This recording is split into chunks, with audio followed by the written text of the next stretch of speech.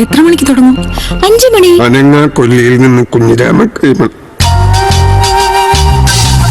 എന്റെ പേര് പറഞ്ഞാൽ വന്നില്ലെങ്കിലും ഒന്ന് കരുതിയ ചതിക്കുന്നവരെ തിരിച്ചും ചതിക്കാമല്ലോ. മാഗസീനിൽ വന്ന ഫോട്ടോയുടെ പേരിൽ ഞാനിപ്പോ ക്രൂശിക്കപ്പെട്ടുകൊണ്ടിരിക്കുക. കൂടുതലൊന്നും പറയുന്നില്ല.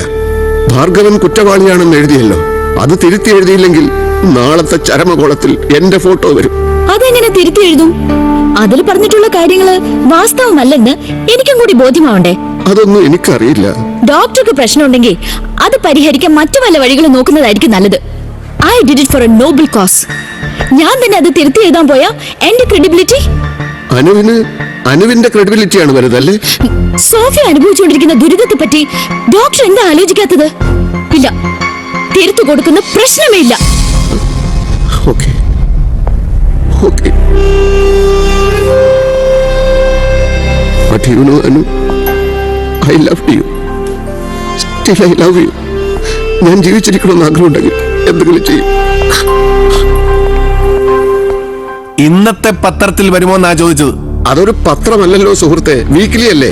അടുത്ത ആഴ്ച ഇറങ്ങുമ്പോൾ അതിലുണ്ടാവും കരണ്ട് ഭാർഗവൻ ഒരു മഹാനാണ്, മനുഷ്യസ്നേഹിയാണ്, നമ്മുടെ നാടിന്റെ അഭിമാനമാണ് എന്നൊക്കെ. ആദ്യമേ വിട്ട് ഇളക്കല്ലേ ഡോക്ടർ സാറേ. നിരപരാധിയാണെന്ന് മാത്രം എഴുതിയാ മതി, കൂടുതലൊന്നും ഉണ്ടാക്കണ്ട. എങ്കിൽ പിന്നെ ഭാർഗവൻ പോവല്ലേ? എങ്ങോട്ട്? ഇവിടുന്ന് പോവല്ലേ എന്നാ ചോദിച്ചത്. എന്റെ ഗൗൺ എടുത്തിടാൻ ആര് പറഞ്ഞു? കഴിച്ചു വെക്ക്. വല്ലവനും കേറി വന്ന ചിലപ്പോ വിനോദ് തന്നെ. കുറ്റവാളിയെ ഒളിപ്പിച്ചവനും നിയമപ്രകാരം അകത്താ. വിധി അതാണേ നമുക്ക് എന്ത് ചെയ്യാനാവും ഡോക്ടർ?